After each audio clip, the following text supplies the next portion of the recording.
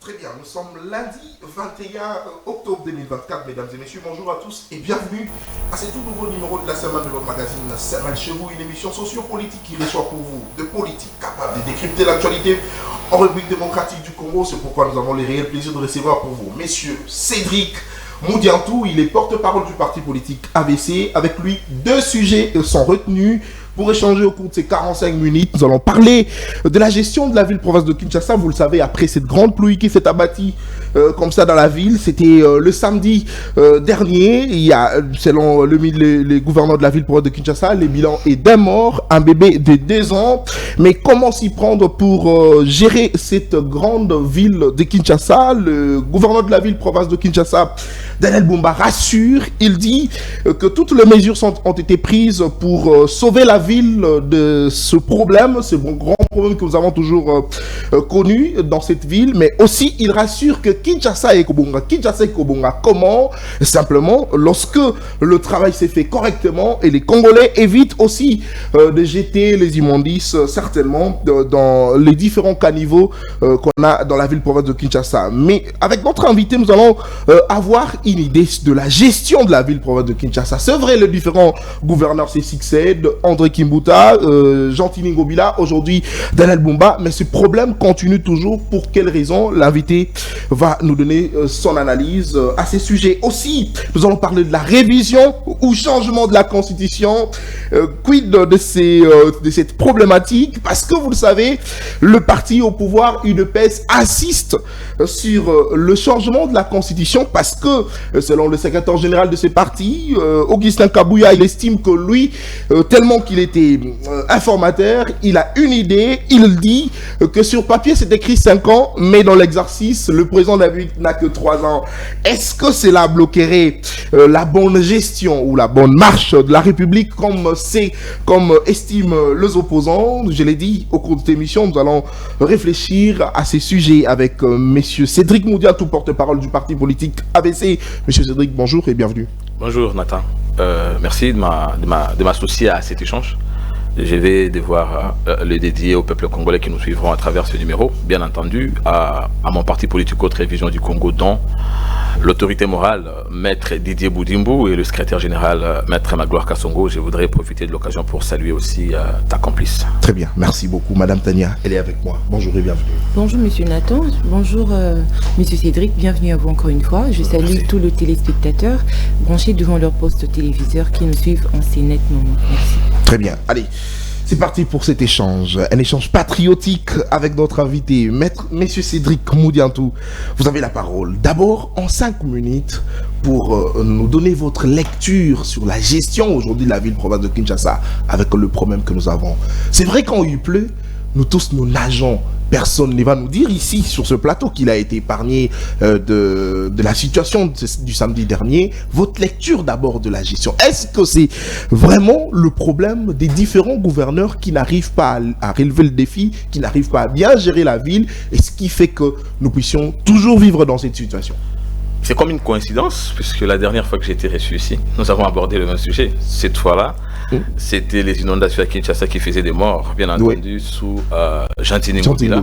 Mon avis était clair que je vais encore une fois de plus reprendre aujourd'hui, puisque c'est, je crois, des jours après la pluie et les inondations que nous avons vues à Kinshasa, qui ont rendu difficile d'abord la circulation dans certains coins, mais nous avons aussi vu des maisons se noyer. On a vu, vous l'avez d'ailleurs dit, une perte en vie humaine. Un enfant. La question se pose toujours, la responsabilité. Et le gouverneur vous dira, nous prenons des mesures, tout ce que vous avez dit là. C'est bien de prendre des mesures, mais je suis du pouvoir. Mais je pense qu'en toute liberté, je l'avais aussi dit la fois passée, gouverner, se prévenir. Et lorsqu'on vient diriger, certainement c'est plus qu'on a constaté. Pourquoi il y a alternance? Il y a alternance après avoir fait un constat de la situation et on estime qu'on apporte la solution. Ce n'est pas qu'on vient découvrir les problèmes pendant qu'on est là. Sinon, alors, il n'y a pas nécessité de se porter candidat, comme quoi on est meilleur, prétendant qu'on peut faire mieux que l'autre. Le gouverneur, comment il s'appelle, Daniel Bumba, vous avez même oublié son nom. Est supposé avoir fait la lecture de la situation de la ville avant de demander, évidemment, à sa formation politique d'être candidat. Aujourd'hui, 3 mois après son élection, certainement, il savait déjà qu'il y aurait la saison des pluies qui arriverait et qu'au regard du passé, la pluie a toujours causé des problèmes, donc il y avait nécessité de prendre bien avant, c'est-à-dire a priori des mesures pour que nous n'arrivions plus à ceci. Je sais, et c'est une évidence aveuglante, que la pluie n'est pas seulement un fléau au Congo, c'est une catastrophe naturelle et les inondations se font partout. Nous l'avons vu en France et on le voit partout. La différence, c'est à quel niveau?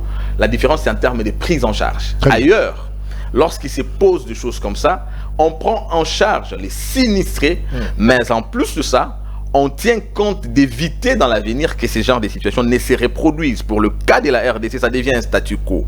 Parce que vous l'avez dit, les dirigeants se succèdent, le problème se maintient. Très bien. Chaque dirigeant, chaque gouverneur qui vient connaît le même problème. Mais ceux qui viennent, qu'est-ce qu'ils apportent comme solution pour nous sortir de ces statu quo? C'est ça d'ailleurs le sens du sermon que j'ai toujours rappelé, la liberté que nous voulons léguer à la postérité. On est en train, comment on envisage l'avenir lorsqu'on n'est pas en mesure de trouver la solution au problème? Mais c'est quoi ces problèmes? Pour le cas de la ville de Kinshasa, il y a la promiscuité. Depuis que l'homme blanc est parti, le belge est parti, plus de 50% de la ville de Kinshasa reste inoccupée.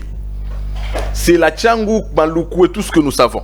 Et nous tous, nous nous confinons dans un seul coin avec tout ce qu'il y a comme conséquence, puisqu'il y a maintenant, les gens sont en train comment vous appelez, de morceler en miettes leurs parcelles. Il y a la responsabilité de la population, puisque l'usage des immondices, on est en train de boucher des caniveaux. C'est vrai, il y a la responsabilité de la population, mais l'État a une responsabilité, d'abord d'éducation. On éduque la population, mais avant d'apporter l'éducation, il faut commencer par mettre les garde-fous.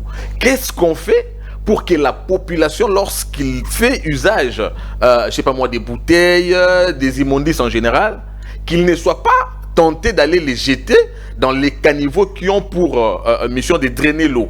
C'est ça la responsabilité de l'État a priori et a posteriori d'éduquer la population, de se conformer aux dispositions prises par ce dernier. J'ai parlé de gouvernants. Je crois à ce niveau que c'est les chaînons manquants, puisque quand on vient, on est tenté de faire autre chose. Donc, il se pose un problème d'ordonnancement en termes de gouvernance. On ne sait pas ce qu'on a comme priorité. Pour autant que les priorités se confondent à l'accessoire, nous ne vivons que ce genre de choses. Voilà pourquoi il est grand temps. C'était les premières pluies. La saison de pluie venait de commencer au mois de septembre. Nous n'en sommes qu'aux toutes premières. Et lorsque déjà aux toutes premières, il se pose ce genre de problème, le gouverneur de la ville devrait évidemment tirer les conséquences et se dire, c'est vrai, il l'a vécu à Kinshasa, il l'a vu avec ses prédécesseurs. Nous ne serons pas tentés de revenir chaque fois dire la même chose. Nous l'avons souligné, c'est un problème de gouvernance. On ne rappellera pas le Belge venir nous gouverner une fois de plus. Le bon Dieu ne descendra pas. Il s'agit de notre responsabilité. Nous devons l'assumer. Alors, Monsieur Cédric, vous dites que c'est un problème de gouvernance. Disons qu'à l'heure actuelle, le gouverneur Bumba, il n'a pas su prévenir, en fait, parce que gouverner, c'est prévoir, vous l'avez dit aussi dans votre mot de l'entame de votre analyse. Est-ce que maintenant, il faudrait, on va dire, essayer de je veux le dire comme ça, on ne parle pas de chance, mais d'accompagner le gouverneur jusqu'à ce qu'il arrive à mettre en place un plan d'aménagement pour éviter à la ville ces genres de situations où il faudrait commencer à penser à, s'il faudrait penser à carrément changer un gouverneur, trouver celui qui serait qui a un bon programme, qui serait prêt à adapter ce programme aux réalités congolaises. Ce serait aller trop vite. Déjà d'envisager de changer les gouverneurs, puisque je vous ai dit que c'est une sorte de catastrophe naturelle qui pourrait subvenir partout. Mais aussi, j'ai souligné que gouverner, c'est prévenir. Lui savait, en demandant d'être candidat gouverneur, que les différents problèmes de la société étaient notamment celui-là. Vous ou moi savons depuis la nuit de temps, je voulais dire, après les travaux des 5 chantiers, que les boulevards triomphales après la pluie, c'est pratiquement impraticable. Le gouverneur n'était-il pas au courant de ça? Et justement, le boulevard triomphal, c'est parmi les artères à grande fréquentation ici à Kinshasa. lorsqu'il arrivait, déjà il savait que lorsqu'il y aura pluie, imaginez que le jour où il y avait la pluie, il y avait plénière, je ne sais même pas s'il y en avait. Comment est-ce que les députés allaient arriver? Imaginez que c'était les jours où les léopards devaient se produire au stade des Martyrs. Par où allait-il passer, ou même les supporters? Donc c'est des questions qu'on a déjà a priori. On propose des réponses avant d'arriver. Nous devons lui accorder le bénéfice de doute.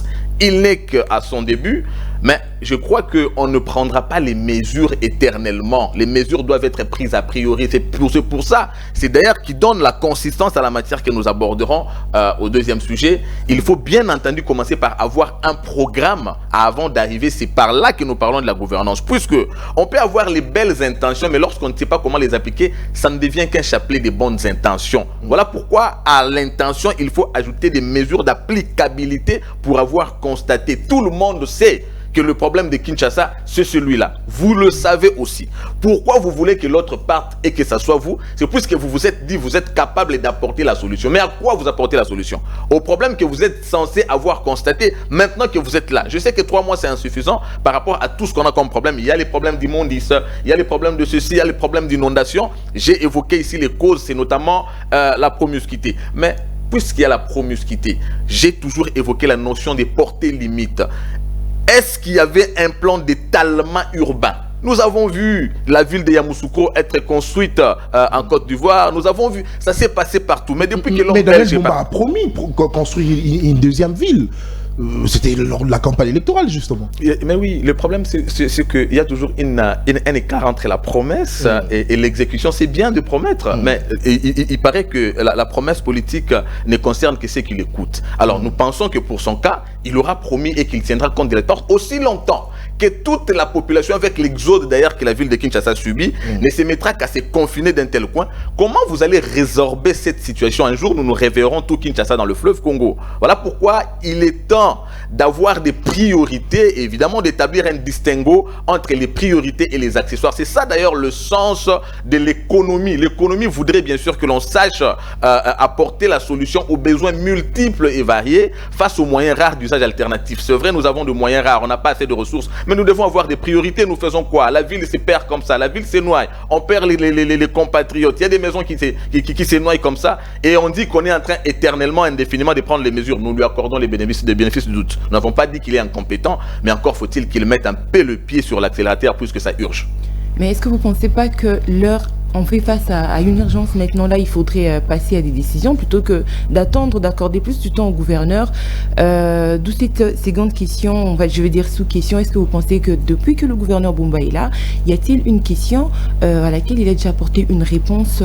Je parle justement des demandes de Kinois ou de ses attributions en tant que gouverneur de la ville de Kinshasa, qui pourrait faire en sorte que le Congolais ait cette patience de lui accorder, comme vous venez de le dire, les bénéfices du doute, afin qu'il arrive à trouver et apporter de solutions idoines aux différentes préoccupations de la ville. Vous avez dit c'est l'heure de la décision. La première personne à prendre la décision devrait être lui-même.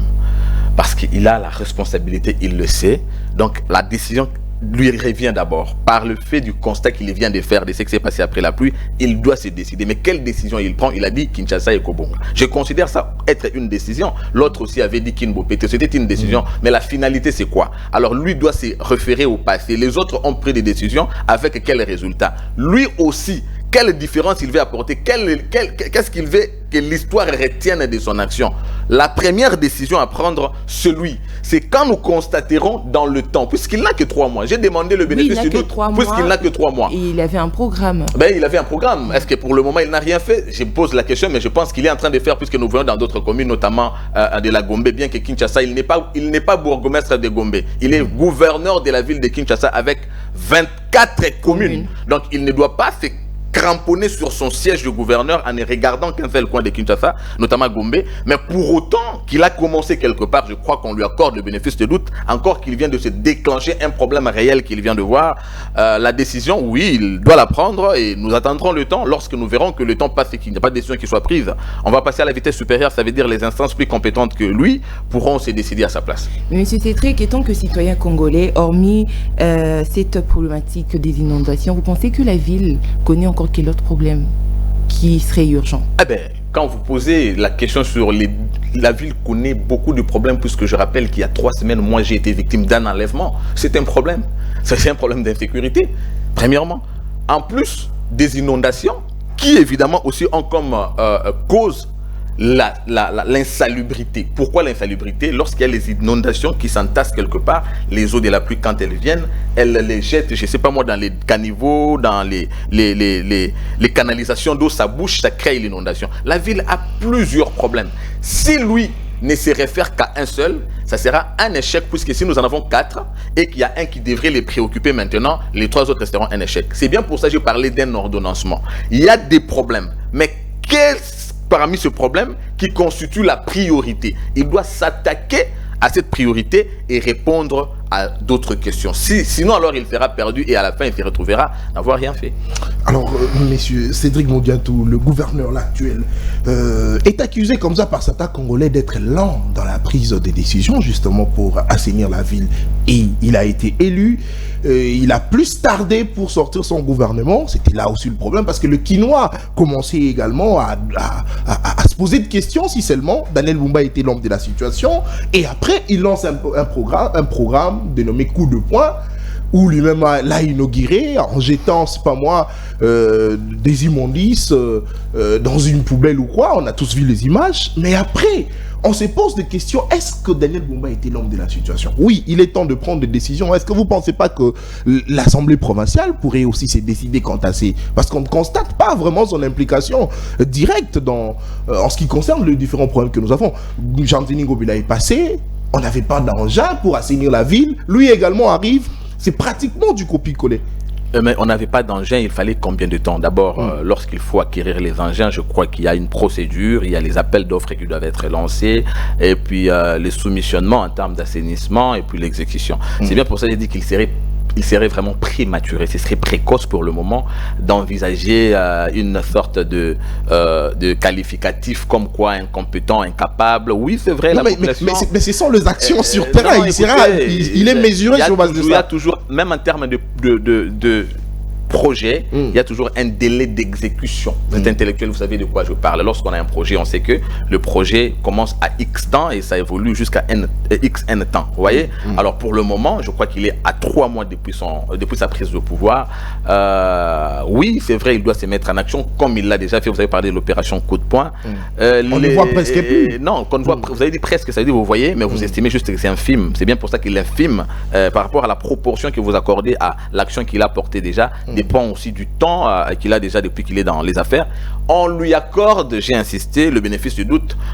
Nous ne sommes pas dans une église où on doit nous prêcher la foi, ça va marcher. On n'est pas dans une église, le Congo n'est pas une église, lui n'est pas notre pasteur. Nous n'avons pas besoin qu'il nous apporte l'évangile comme quoi ça va changer. Nous avons besoin de le voir en action. Et nous qui soutenons ce régime par la conviction au regard de la vision, dès que nous constaterons effectivement qu'à travers le temps, il n'arrive à rien faire, c'est là que nous ferons appel à des grandes décisions. Ça veut dire que nous demanderons à ceux qui sont supérieurs à lui de prendre les décisions à sa place. Monsieur Cédric Mondiatou, tout Congolais, tout Quinois veut vivre en ville. Vous l'avez dit, que nous sommes presque tous confinés au centre-ville, mais vous ne constatez pas aussi que le problème c'est au niveau c'est justement au niveau des autorités. Pourquoi je l'ai dit? Parce que regardez, à côté du stade de Martyrs, on construit un autre stade, Kinshasa Arena, en face du palais du peuple, c'est le centre culturel.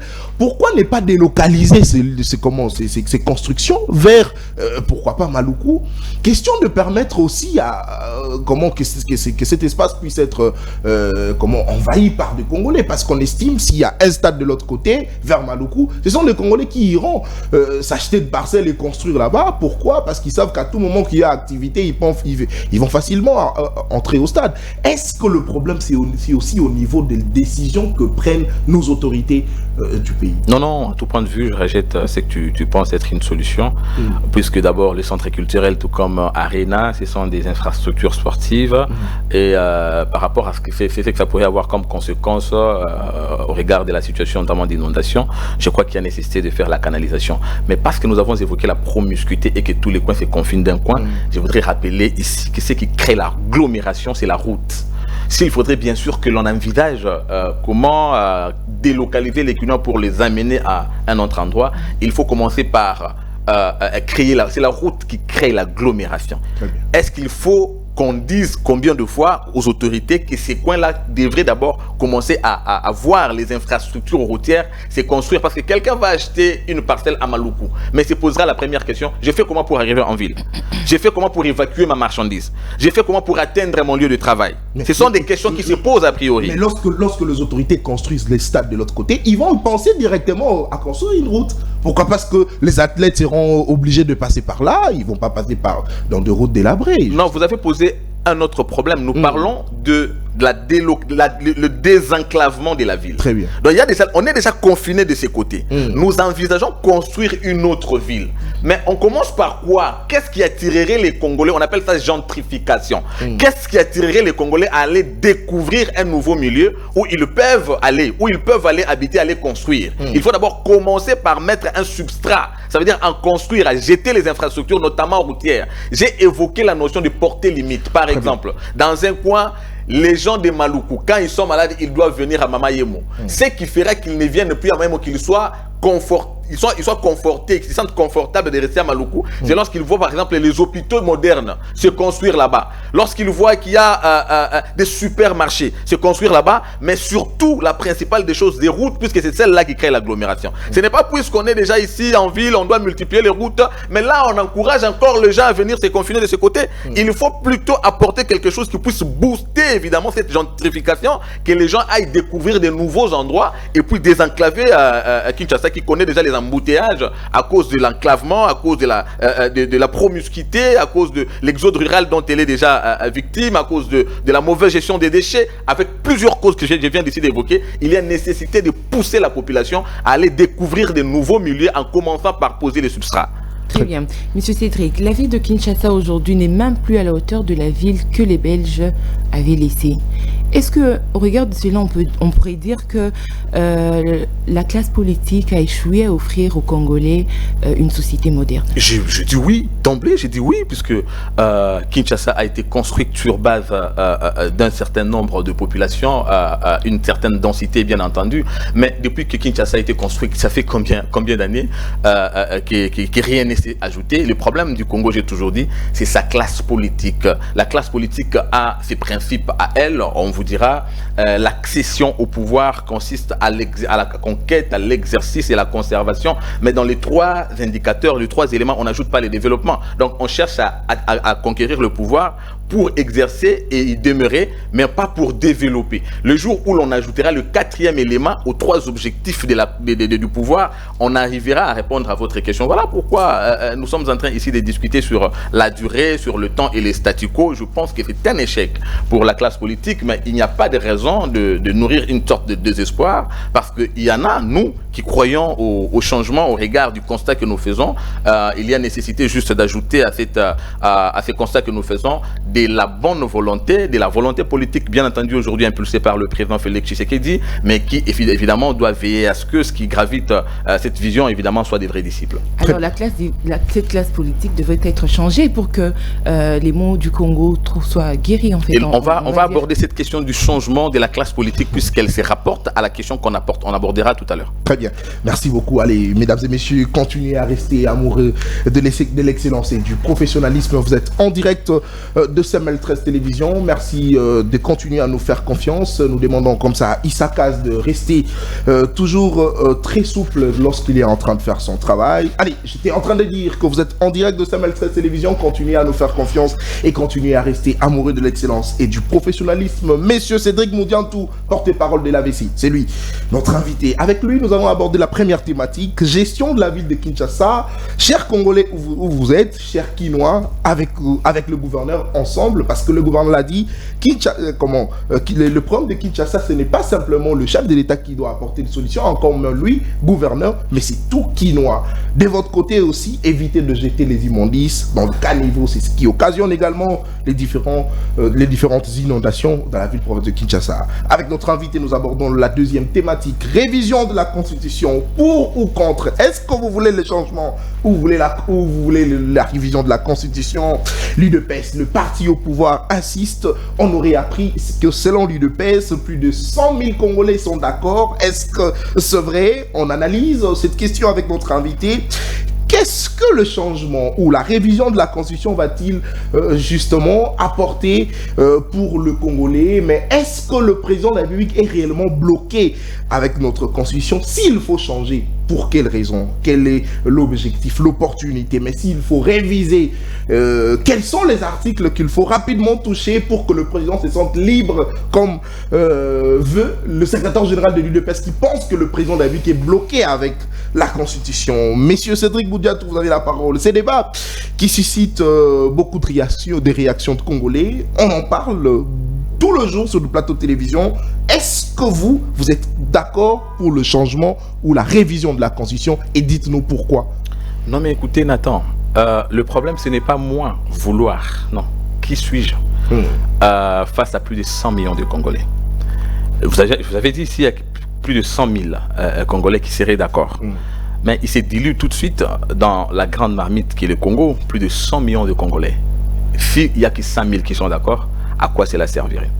La pédagogie dans cette démarche, ce n'est pas de dire je suis pour, il y a 100 000 Congolais qui sont pour, mais c'est de montrer la nécessité aux Congolais et c'est à eux de décider. Leur montrer ce qu'il y a comme problème et ils vont décider. Parce que ceux qui disent non, ils n'ont pas tort. Ceux qui disent oui non plus n'ont pas tort. Mais dites-nous pourquoi vous dites non ou bien oui, motivés, de manière que du choc des idées jaillisse la lumière. C'est de là par le vrai problème, puisque vous savez, la solution d'un problème commence d'abord par sa présentation. Dès qu'un problème est mal présenté, nous allons rentrer au même problème qu'on a. Si aujourd'hui nous demandons soit le changement, soit la révision de la Constitution, c'est puisque déjà la racine était mauvaise. Souvenez-vous, en 2005, c'était un dimanche, le 17 décembre, lorsque nous sommes allés voter par voie référendaire, cette Constitution, elle n'a pas été jalonnée, ces votes, par une sensibilisation. Il y en a qui ont voté parce qu'on leur avait dit je veux la paix, je vote oui, et pourtant ils en avaient marre de vivre dans un climat d'insécurité. Les choix étaient clairs, je veux la paix, je vote oui, sans savoir qu'est-ce qu'ils votaient réellement, le contenu. Maintenant ici que nous avons quand même plusieurs éléments du contenu, montrons à la population à quel niveau se pose le problème. C'est à elle de juger de la nécessité et de l'opportunité, puisque l'opportunité de l'homme politique risque de se rapporter à son intérêt. Voilà pourquoi ici je vais dépassionner cet échange pour évidemment ressortir ma pensée à l'issue de laquelle les Congolais vont devoir très bien, vous avez des temps. Juger. Écoutez, la première question, est-ce qu'il se pose, je vais commencer par atteindre les préoccupations des opposants qui semblent être celles de la population. Est-ce qu'il se pose un problème de gouvernance? Oui. Dire non, c'est diabolique. Est-ce qu'il se pose un problème de détournement? Oui. Dire non, c'est diabolique. Est-ce qu'il y a eu des députés nationaux qui ont acheté des machines à voter pour se faire élire? Oui. Ce sont des évidences. Mais pourquoi est-ce qu'on arrive à ça? Y a-t-il une relation entre ce comportement et la Constitution? C'est là maintenant les débats. Nous avons dans notre Constitution des dispositions qui constituent la matière qu'on appelle intangible. L'article 220 ne reprend que les matières qui sont dites intangibles. Mais parmi ces matières, on vous parle de la forme républicaine de l'État, la forme de l'État, n'est-ce pas? Dans la forme de l'État, vous avez notamment le régime politique. Parce que dans le régime politique, vous trouvez le type et puis la forme. Dans les types, vous avez la monarchie et puis vous avez la république. Maintenant, dans la forme, vous avez la monarchie héréditaire. Vous avez du côté république à régime présidentiel, république à régime semi-présidentiel, république à régime parlementaire et je continue. N'est-ce pas? Pour le cas de la RDC, nous sommes dans un régime présidentiel. Une matière qui se trouve être intangible selon l'esprit de l'article 200. Semi-présidentiel. Pardon, semi-présidentiel. Excusez-moi. Nous sommes dans un régime semi-présidentiel. Où se trouve maintenant le problème? Le président de la République est élu tel que défini par la Constitution et après son élection, il doit désigner au regard de l'article 78 un informateur qui va dégager la majorité. Et le président de la République, après que ce dernier ait fait son travail, il nomme le premier ministre au sein de cette majorité. Je m'arrête là d'abord. D'abord, à ce niveau, vous constatez que le champ du choix du président de la République n'est limité que au sein de la majorité. En d'autres termes, le chef de l'État peut avoir la forte conviction que par rapport à sa vision et au regard de la conduite d'un individu qui s'appelle Nathan Kianza, c'est lui qui devrait être Premier ministre. Mais compte tenu du fait que ce dernier n'est pas de la majorité, il ne peut pas non plus être choisi comme Premier ministre. C'est ça la logique. C'est un syllogisme normal. Donc, en d'autres termes, c'est une constitution exclusive. La constitution ne permet pas au chef de l'État de choisir une certaine catégorie de Congolais qui, par conviction, soit religieuse, soit personnelle, d'être Premier ministre, justement puisqu'il est lié à choisir au sein de la majorité, alors que tous les Congolais ne peuvent pas faire la politique.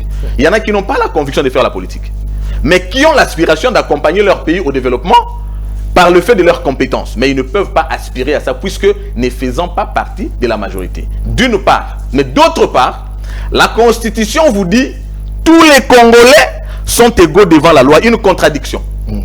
Donc la Constitution se contredit. Comment est-ce que nous avons l'égalité devant la loi, mais moi je ne peux pas postuler puisque je n'appartiens pas à la majorité? Le chef de l'État, même s'il est convaincu qu'au sein de cette majorité, il n'y a pas de bons éléments, tu dois choisir là-bas. Il est déjà bloqué et ça s'est fait de cette manière-là. Première des choses. Lorsque le président désigne le Premier ministre, ce dernier forme son gouvernement avec les éléments constituants de cette majorité. Je ferme rapidement la parenthèse, je rentre en arrière, puisque j'ai dit il y avait des députés qui avaient acheté des machines à voter. Qu'est-ce qui justifie ces comportements? Lorsque nous arrivons aux élections, il y a un président de parti politique qui débourse 5 millions. Puisqu'il veut avoir plus de députés, ils vont acheter des machines à voter et tout ça. Il a déjà l'intention d'avoir beaucoup de députés pour être en pole position en termes de la formation de la majorité pour qu'il ait des postes. Croyez-vous que ces derniers investissent tout ce moyen, entrer au gouvernement pour les récupérer par son salaire? Non. N'est-ce pas? Dans l'autre temps, nous nous plaignons qu'il y a les mêmes visages qui retournent. Les mêmes visages qui retournent. Mais le chef de l'État, comment il va faire pour élaguer ces mêmes visages? Autant que la loi dit qu'il doit nommer au sein de la majorité, et c'est cette majorité qui forme le gouvernement. Le gouvernement doit être formé avec les mêmes personnes. Or, après les élections, il s'évertue avec tous les moyens nécessaires pour avoir beaucoup de députés et faire partir de la majorité. Lorsque cela est fait, ils présentent leur liste. C'est eux qui présentent leur liste. Et ces listes encore sont faites au regard des relations qu'ils ont avec les différents membres de ce parti. Même pas nécessairement en termes de compétences, mais ici c'est la sociologie, ce sont les affinités. La première ministre, vous devez désigner conformément au protocole, je vous envoie 3 noms. Désignez là-bas.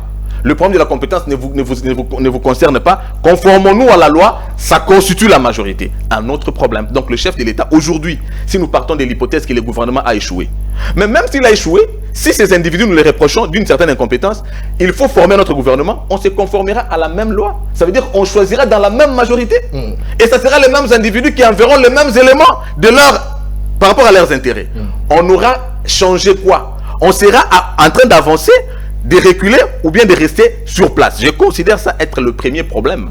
Parce que la Constitution, de ce point de vue, est exclusive, ne permet pas à tous les Congolais d'aspirer à la même chose, à la même vision, aux mêmes ambitions, alors que la même Constitution vous dit les Congolais sont égaux devant la loi. Deuxième élément, hormis le fait que le gouvernement doit prendre tout le temps, nous entendons ça, puisque discuter ma portefeuille. Mais ça s'est fait de la même manière aussi pour les entreprises publiques. Vous avez les entreprises qui vous font basculer quelqu'un qui a fait l'électricité et qui va devenir PCA d'une société financière parce que son autorité morale a envoyé son nom au regard de leur force au sein de la majorité. Il n'a même pas la moindre philosophie de cette entreprise-là. Lorsque les politiques doivent aller diriger les entreprises dont ils n'ont aucune connaissance, puisqu'il y a la politique qui booste cela au nom de la loi, ça pose encore un autre problème. Et c'est là qu'est né le problème de gouvernance. Les gens viennent, ils n'ont pas peut-être la compréhension de la chose. En plus de ça, ils viennent pour les intérêts au regard des investissements qu'ils avaient fait a priori. Mais le chef d'État, qu'est-ce qu'il fait? Parce que même s'il change l'individu, sa formation politique en verra un autre avec le même objectif. Or, le chef de l'État, qui est redevable vis-à-vis du peuple, pouvait se réveiller un matin et dire: je veux que M. Thierry Mouassa devienne mon premier ministre. Qu'il soit de telle tendance ou non, il s'en fout. Puisqu'il a tout le pouvoir, c'est lui qui doit rendre compte. Je veux que madame devienne, je ne sais pas moi, ministre de ceci. Il n'a à rendre compte à personne, puisque, hormis le fait qu'il est redevable, mais il a évidemment tous les éléments de la redevabilité, tout le pouvoir. Pour le cas d'espèce, vous avez suivi le président de l'Assemblée nationale, Vital Kamerhe, après les élections, sur Jeune Afrique. Il a dit, je cite, le président de la République a posé des bonnes actions de partout. Il a fait beaucoup, mais il se pose un problème. Sa communication est faible. Écoutez, le président de la République a beaucoup fait, mais sa communication pose problème. Or, le président de la République agit à travers le gouvernement. Très bien. Ça devait être quelle communication, n'est-ce pas, du gouvernement? Donc, dans l'entendement du président de l'Assemblée nationale, c'est le président de la République qui doit justifier son action. Ce n'est pas le gouvernement. Donc on lui donne toute la responsabilité et pourtant la Constitution ne lui rend pas redevable vis-à-vis du peuple à travers l'Assemblée nationale, je disais le Parlement. On donne la responsabilité au président, pardon, la redevabilité au président, la responsabilité on donne au gouvernement, donc il n'a pas ce bâton-là. Ça pose un véritable problème. Maintenant moi je me dis, si nous devons changer les choses, puisque nous venons de découvrir que la crise, la mauvaise gouvernance est due au fait qu'il se pose un problème de représentativité. La Constitution ne permet pas la bonne représentativité et l'aspiration de tout le peuple au même niveau, alors qu'elle-même dit que tous les Congolais devraient être égaux. Il y a nécessité de changer cette disposition. Je parle de cette disposition. Aussi, vous avez entendu le président de l'ECD, Martin Fayoulou. Déjà dans sa tête, il disait, lorsqu'il a refusé à ses députés, à ses prétendants candidats de postuler, on lui pose la question, mais toi tu es candidat président, tu fais comment pour diriger? Il vous dit, oui c'est parce que nous sommes dans un régime présidentiel. Et pourtant en tant que parlementaire 2 fois, il est censé savoir que nous sommes dans un système, dans un régime semi-présidentiel. Lui parle du régime présidentiel. Donc dans sa tête, il sait que le couac, le blocage, c'est le régime. Il a même ignoré que ce n'est pas ce que consacre la loi. Comme pour dire qu'aujourd'hui dans les affaires, lui, il va plutôt ramener la chose à ce niveau de manière à ce que le président soit le garant. Maintenant, le président qui est garant, qui doit être redevable. Il est redevable de quoi? Alors que c'est le gouvernement qui est maître de l'action de l'État, alors que le président, lui, n'a que la redevabilité. Je pense la Constitution pose un problème de la redevabilité du président public, de la représentation, de la représentativité et de l'égalité de tous les Congolais. C'est de là qu'est né le problème, tout ce que nous constatons comme fléau, détournement, manque de bonne gouvernance et tout ce qui s'en découle. C'est là la nécessité, je vais chuter pour moi, au regard de cette disposition qui est dite par la Constitution, intangible, ne serait-ce que ça. Il y a nécessité de changer la Constitution puisque on ne peut pas la réviser. Il est nettement dit qu'il s'agit d'une disposition intangible. À nous de faire le choix. Nous voulons rester là ou bien nous voulons avancer. Comment nous pouvons avancer alors que ce qui nous bloque, nous venons de le découvrir. C'est un problème de choix en se conformant à notre hymne national, serment de liberté que nous léguons à notre postérité. Très bien. Alors, M. Cédric Mondiatou, prenons maintenant le cas de l'Union Sacrée avec le président Félix Tshisekedi qui, au sein de l'Union Sacrée, après les élections, l'Union Sacrée, comme la famille politique du président, était pratiquement majoritaire à l'Assemblée nationale. Alors, qu'est-ce qui a bloqué à ce niveau-là? Parce qu'on estime, avec votre exposé, on estime que si la majorité ne revenait pas à la famille politique du président de la République, c'est là que le président connaîtra un problème. Mais dès lors que la majorité revient à la famille politique du président de la République, qui était l'Union Sacrée, pourquoi cela avait posé problème?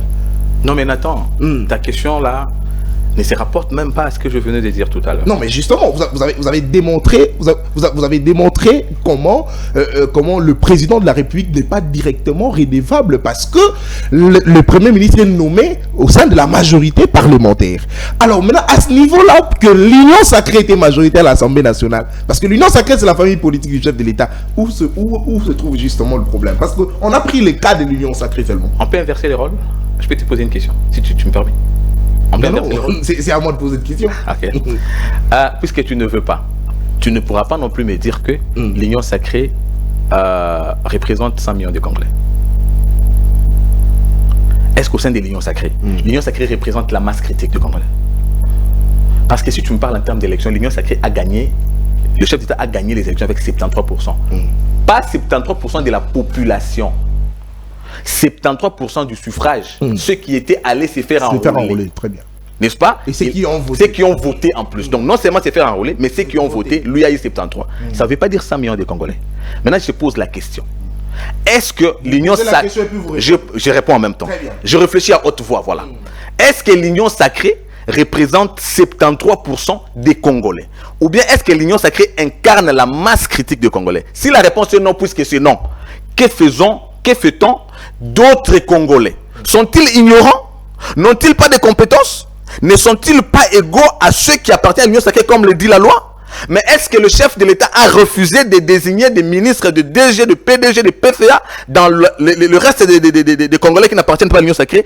Oui, il ne peut pas puisque la loi les bloque. Mais est-ce que ces Congolais ne sont pas plus Congolais que ceux qui appartiennent à l'Union sacrée? C'est ça le problème. C'est là le vrai problème. Alors, si j'ai posé cette question, c'est pourquoi? Parce que lors du premier mandat, je vais donner la parole à Mme Tania, lors du premier mandat du président de la République, ensemble avec le FCC, nous avions constaté un blocage. C'est tout le monde qui avait constaté que les FCC bloquaient le président de la République, comme il avait toujours l'habitude de le dire. Mais on a constaté que le président de la République a fait basculer la majorité. C'était sur base de quoi? Non, mais cette fois-ci, c'est le président de la République qui a la majorité. Comment est-il bloqué et à quel niveau? C'est là où moi je suis. On n'avance pas, Nathan. Le chef de l'État a la majorité. Cette majorité est faite, écoute, dans les pays sérieux. Vous avez la Belgique qui reste une année sans gouvernement, l'Allemagne, tout ça. C'est pas puisqu'il y a les hommes moins intelligents. Mais c'est puisque lorsque l'informateur déjà fait le travail, les souscripteurs, les leaders politiques, ils souscrivent au regard du programme.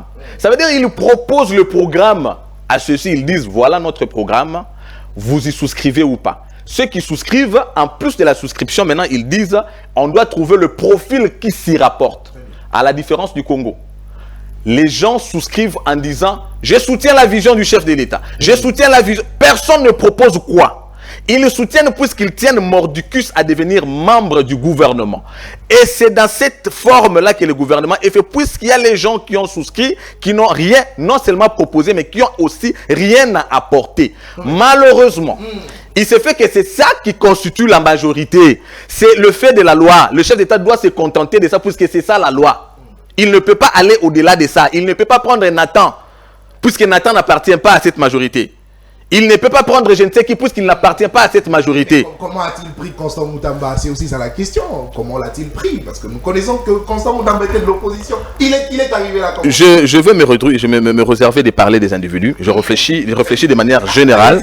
Parce que je réfléchis de manière générale. Puisque Constant Moutamba, qui est un cas isolé, aujourd'hui posait plutôt à Constant Moutamba la question, conformément à la loi, s'il est toujours dans l'opposition. Conformément à la loi. Est-il toujours dans l'opposition? Comment est-ce que tu peux être dans l'opposition mais tu es membre du gouvernement? Donc à lui de répondre. Voilà pourquoi je vais me réserver de parler de son cas isolé. Je voudrais qu'on traite le cas général. Est-ce que le chef d'État... Le formateur a réussi à piocher ou à repérer le talent auprès du ministre Constant Moutamba pour qu'il soit placé là? Merci beaucoup. Ça veut dire que l'informateur a la mission d'identifier la majorité. Après les élections, Monsieur Constant Moutamba peut avoir été candidat sur la liste de l'opposition. Mais après les élections, on n'a pas pioché. Il a souscrit. Faites la nuance. Il a souscrit.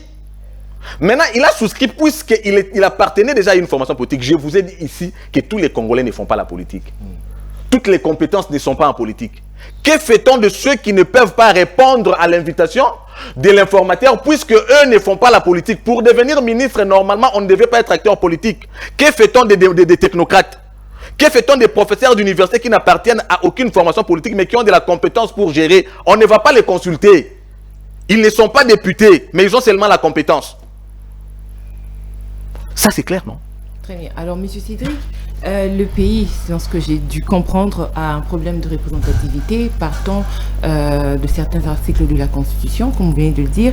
Mais moi, je prendrai l'exemple de pays. On va parler d'Israël et de l'Angleterre. Et je crois que la Norvège, ils sont à 3 comme ça, qui n'ont pas de constitution. Comment ces pays-là arrivent à émerger? Madame Boutros Ghali, ancien secrétaire général des Nations Unies, égyptien, il disait la démocratie c'est un but à atteindre, il n'a pas de modèle copier-coller. Il n'a pas des modèles du type copier-coller.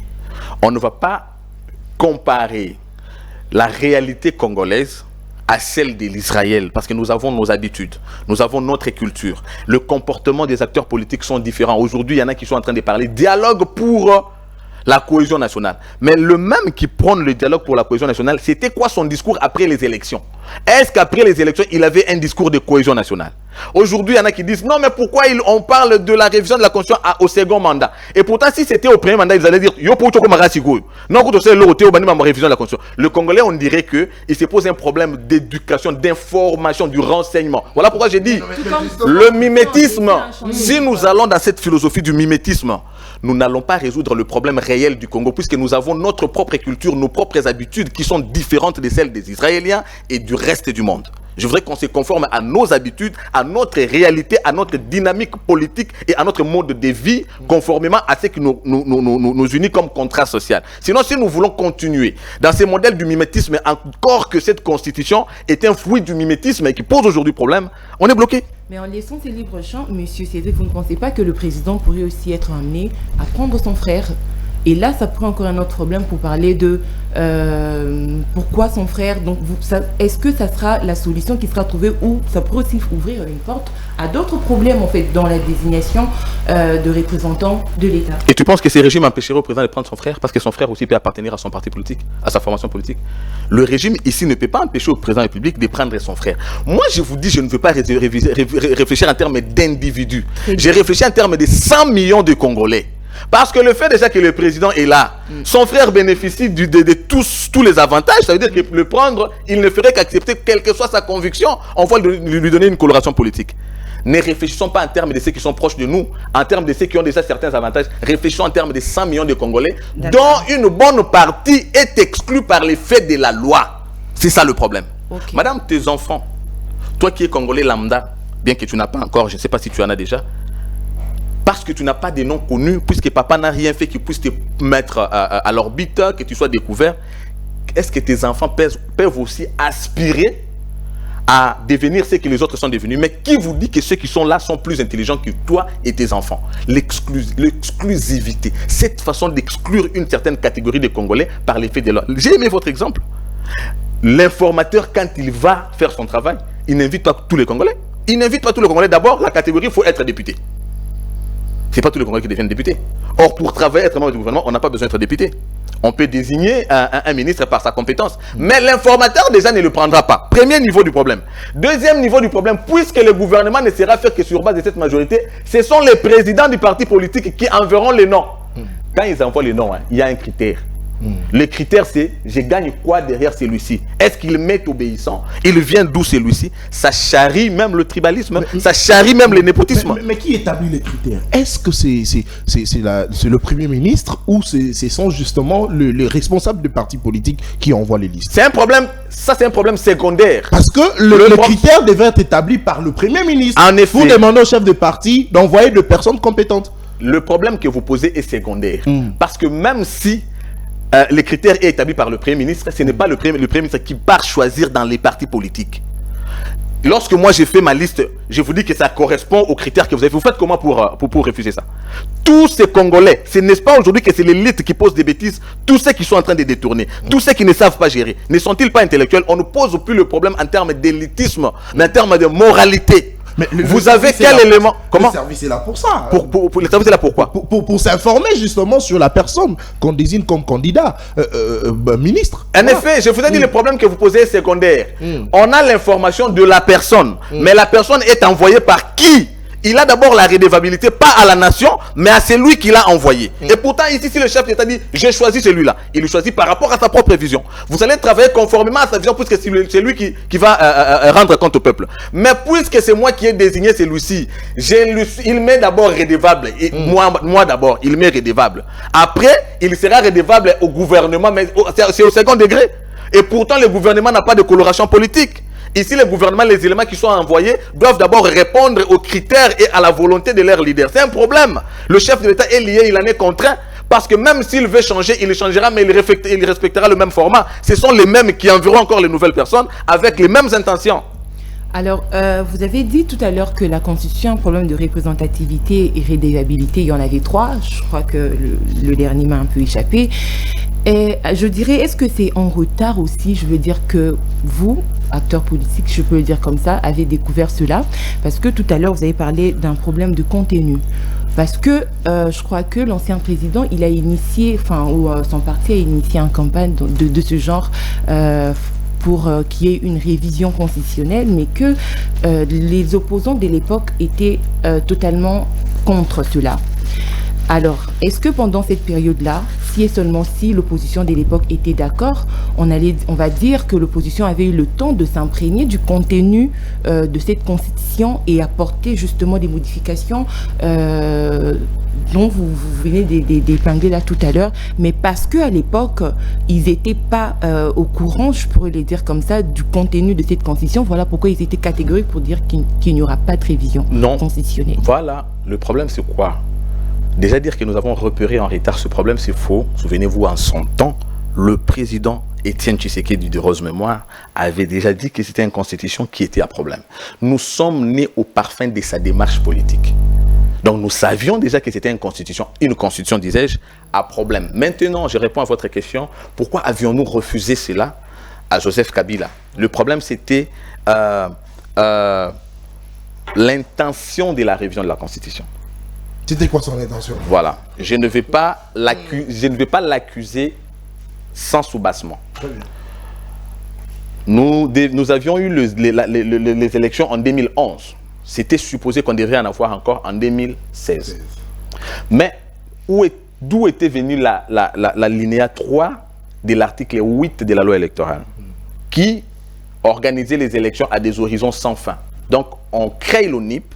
Les élections n'auront lieu que lorsque l'ONIP aura plutôt fini son travail. Mais à cette ONIP, on ne donne pas de moyens. C'est une loi. Vous faites comment? Ça veut dire qu'on veut rester là, avoir des excuses et ne pas organiser les élections. Première des choses. Pourquoi avons-nous eu le problème de carton jaune en septembre 2016? Préavis, convocation du corps électoral dans les délais constitutionnels. C'était des éléments qui prouvaient net qu'il y avait intention de ne pas quitter le pouvoir. Souvenez-vous du professeur Évariste Bouchab. Révision de la Constitution ou inanition de l'État. Vous vous en souvenez, n'est-ce pas? Donc il y a eu plusieurs éléments qui prouvaient qu'il y a intention de se servir de la révision de la Constitution pour demeurer au pouvoir. Pas pour corriger le problème qu'il y a, mais pour demeurer au pouvoir. C'est peut-être à ce niveau-là que je m'inscris en faux. À l'entendement du secrétaire général, pour qui j'ai beaucoup de respect et que je salue d'ailleurs, Mwanabouté Augustin Kabouya. Moi, je pense que le problème du Congo n'est pas en termes de nombre d'années du mandat. On peut même mettre 6 mois. Chacun fera à la limite de ce moyen et du temps qui lui est attribué. Mais avec des lois qui ne soient pas un blocage. Le chef ne peut pas faire 2 ans, peut faire 3 ans. Mais le plus important, qu'il ait les manettes, qu'il ait réellement le levier qui lui permette de faire ce qu'il doit faire et qu'il soit responsable, effectif de son action, ce qui n'est pas le cas. Donc, lorsqu'on cherche à changer, c'est d'abord pour avoir repéré. Et maintenant, on est dans une logique de réforme, puisque la réforme vient toujours pour apporter un correctif. Nous avons repéré la faiblesse et maintenant nous devons changer cela. Maintenant, il se pose un problème. Nous allons changer comment? Puisque cette constitution ne nous permet pas de changer. C'est-à-dire la constitution nous cloue au statu quo au regard des problèmes déjà que nous avons, qu'on a repéré comme difficulté. On doit faire quoi? On doit en appeler à la souveraineté du peuple. Pourquoi la souveraineté du peuple? Comment voulez-vous avoir un peuple souverain qui n'a le pouvoir que d'activer, mais qui n'a pas le pouvoir de désactiver? Qu'est-ce qu'on donne comme contenu à la souveraineté? Mais le peuple craint également qu'il y ait mauvaise intention. Pourquoi? Parce que les initiateurs, ou je parlerai de l'initiateur qui est secrétaire général de l'UDPS, parti au pouvoir, parle déjà de l'élargissement du mandat du président de la République. D'où la crainte. On doit croire maintenant au président de la République ou bien au secrétaire général de l'UDPS, puisque le président de la République lui-même aussi il avait parlé. Il a dit, déjà lui, il ne tient pas compte de toutes ces polémiques, puisque son intention... Politique, non, je parle de ces gens-là qui s'y opposent. Ils savent que le président de la République n'est pas M. Augustin Kabouya. Le chef de l'État a dit son intention n'est pas celle-là. Il n'est même... Parce que de toutes les façons, je vous assure que... Et pourquoi on évoquait qu'au dernier mandat? Parce que vous avez réitéré le problème ou le faille, je pourrais le dire comme ça, de cette constitution depuis un bon moment. Déjà au premier mandat, ça pouvait être initié. Pourquoi attendre que le président soit ou arrive à son dernier mandat que justement la campagne sur la révision constitutionnelle devrait voir le jour? Vous voulez me poser la question de savoir quand est-ce qu'on peut poser un bon acte? C'est cela. Une question qui, franchement... Mais c'est là où les opposants aussi... Non. Le président Tshisekedi a une mauvaise intention. Non. Justement. Quand est-ce qu'on peut poser un bon acte? Le problème, c'est de poser l'acte ou bien de quand. Non. Parce que s'il veut le poser... Au début du mandat du président, on aurait salué dire que le président a vraiment toutes les bonnes intentions de changer le pays. C'est le legs. Le problème, c'est l'histoire. C'est qu'on écrit dans l'histoire. Tshisekedi, son problème n'est pas de passer puisqu'il sait qu'il passera. Mais étant passé, il laisse quoi au Congo? Il lègue quoi? Parce qu'il passera, il sait qu'il est à son second mandat. Doit-il se dire que je devais le faire au premier mandat? Et c'était écrit où? Parce que les mêmes qui diabolisent aujourd'hui sans soubassement, j'ai balancé les vidéos, les mêmes qui diabolisent au lieu de sensibiliser la population, allez dire, tu viens d'arriver, pourquoi seulement ça au premier mandat? Non. Mettons de la pédagogie. Donner la chance à tout Congolais d'œuvrer, en fait, de se retrouver, de représenter, voilà, l'État congolais. Mais pourquoi on ne le ferait pas maintenant? Pourquoi on ne le ferait pas maintenant? Qu'est-ce qui serait la restriction de le faire au second mandat? Qu'est-ce que Tshisekedi a posé comparativement à ce que je viens d'évoquer? Comparativement à ce que je viens d'évoquer, le scepticisme qu'il y a eu de la part du peuple congolais pour empêcher Joseph Kabila à la révision. Donnez-moi un élément qui caractérise aussi l'intention de Félix Tshisekedi à demeurer au pouvoir. Voilà, le peuple avait besoin. Le temps. Lequel temps? Le temps, nous sommes au deuxième mandat. Le deuxième mandat a dit quoi par rapport à... Le deuxième mandat est le dernier même. Joseph Kabila a voulu poser ça, mais il y a eu des signaux. On vous tente les articles, il y a eu un certain Cyrus Mirindi qui apporte des idées, il réfléchit. Il y a eu, il s'appelle comment, je viens de citer, professeur Évariste Bouchab, qui donne ses idées. Il y a eu l'ONIP institué par l'ordonnance présidentielle et cette ONIP empêche la tenue des élections dans les délais. Donc il y avait les éléments qui pouvaient servir de soubassement pour accuser l'intention du président Joseph Kabila. Aujourd'hui, quels sont ces éléments au regard du second mandat, moment où il est possible de faire? Il y a un élément, le propos du secrétaire général, président intérimaire de l'UDPS, Augustin Kabouya, député national. Bon, d'accord. Vous voulez que nous prenions... Parce que normalement, écoutez, député national, s'il y avait intention de réviser, vous avez dit il est député national. Tshisekedi, c'est un grand démocrate, il faut le saluer.